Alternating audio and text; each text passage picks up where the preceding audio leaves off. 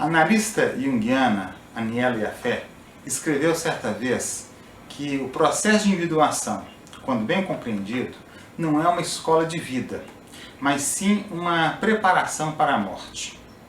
Vamos entender melhor o que ela quis dizer com isso. Uma outra analista, Marie-Louise von Franz, escreveu que, para a alma, o que importa parece ser apenas a conclusão de uma totalidade interior. E que ainda, para a alma, a questão da morte é estranhamente indiferente. Você se lembra que no vídeo anterior eu comentei o caso de um americano que chegou a essa mesma conclusão. Que o que importa não é a duração da vida, mas sim como você a vive. Jung escreveu também algo parecido.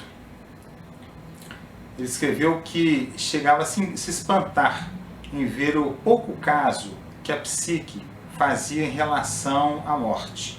Para ele, parecia que a morte era uma coisa sem importância, ou que talvez que a psique não se importasse com aquilo que eventualmente acontecesse com o indivíduo.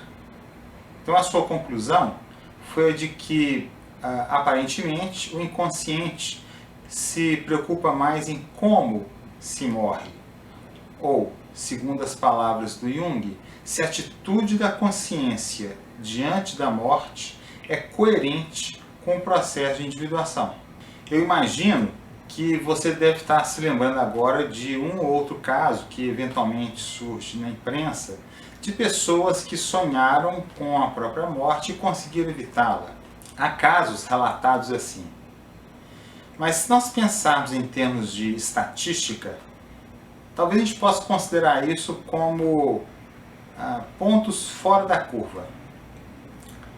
Se a gente lembrar que todos os anos milhões e milhões de pessoas morrem vítimas de acidentes, alguns até banais, e assassinatos, eventos que, claro, talvez pudessem ser evitados se a pessoa fosse avisada a tempo, a gente tem que se perguntar por que a psique de tantas pessoas não se deu o trabalho de evitar a morte delas.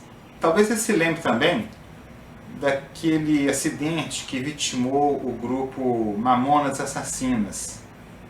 Há um vídeo aqui na internet no qual um dos músicos relata, 12 horas antes de morrer, um sonho que ele teve. No sonho, ele fala muito rapidamente, um avião caía.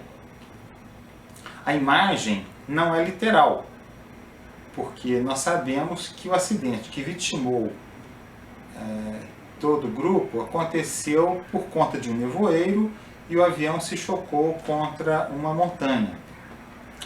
E a única descrição que ele faz é de um avião que cai. Mas ainda assim, ele não sentiu que o sonho era uma advertência para ele, algo que ele pudesse fazer para evitar a própria morte. Aí talvez a ênfase seja nisso, não de evitar a morte, mas para dar um sentido para essa transição. Vamos explorar essa ideia um pouco mais. Um outro analista, Edinger, relata uma série de sonhos de um paciente dele durante 2 anos de terapia. E esse paciente veio a falecer depois. No primeiro sonho dessa série, seu paciente está aprendendo as técnicas do teatro No. É uma técnica japonesa que expressa realidades arquetípicas ou universais. Toda a ênfase recai sobre o transpessoal. A conclusão do Edinger foi de que seu paciente deveria começar a aprender a se relacionar com a realidade arquetípica. Em outras palavras, que ele deveria começar a viver a partir de um certo ponto de vista da eternidade. E ele conclui essa série de sonhos dizendo que os sonhos forneceram para essa pessoa uma série de pequenas experiências que gradualmente foram mudando a sua personalidade e sua atitude. E que esse paciente, que não era religioso e que não era um filósofo, recebeu uma iniciação metafísica. Vale dizer, então, que ele foi preparado pela sua própria psique para a morte. Mas Edgar enfatiza que isso não teria acontecido se esse paciente não tivesse procurado uma ajuda profissional. Sozinho, ele não teria conseguido entender a mensagem simbólica dos seus sonhos. Há um caso também parecido com esse. Um homem mandou uma carta para Jung e relata um sonho.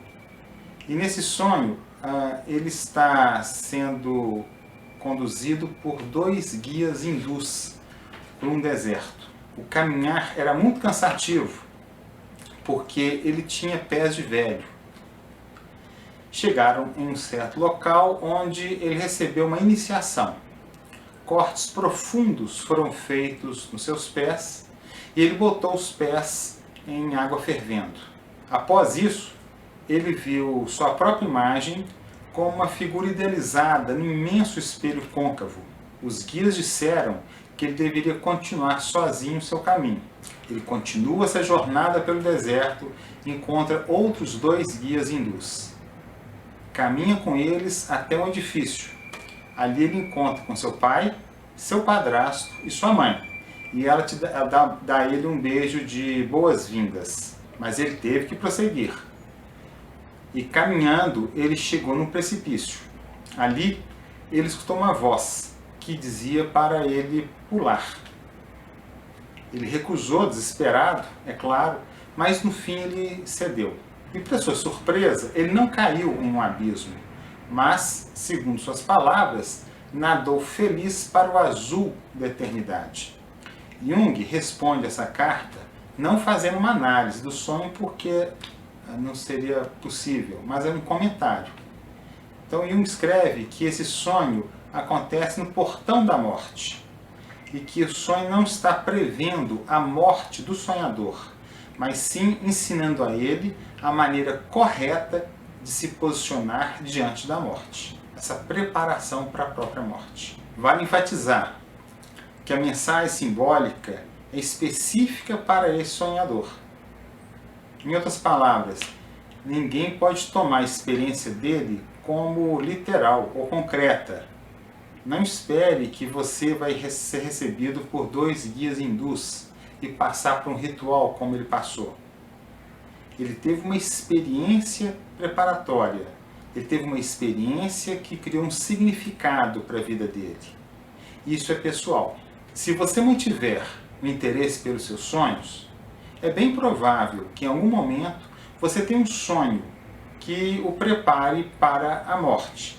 Ou, no mínimo, que te oriente a como viver dali para frente. Bem, em função do seminário que eu vou dar, na semana que vem eu não vou divulgar nenhum vídeo. Então eu vou ficar ausente por 2 semanas. Até lá!